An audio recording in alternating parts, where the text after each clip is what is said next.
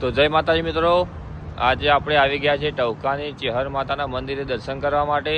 તો હું આજે તમને ટહુકાની ચેહર માતાના દર્શન કરાવીશ। અને જો તમે પણ અહીંયા આવેલા હોય ચેહર માતાના મંદિરે તો જય ચેહરમાં લખીને કમેન્ટમાં અને વિડીયો 3 લોકોને શેર કરવાનું ભૂલતા નહીં। જય ચેહરમાં।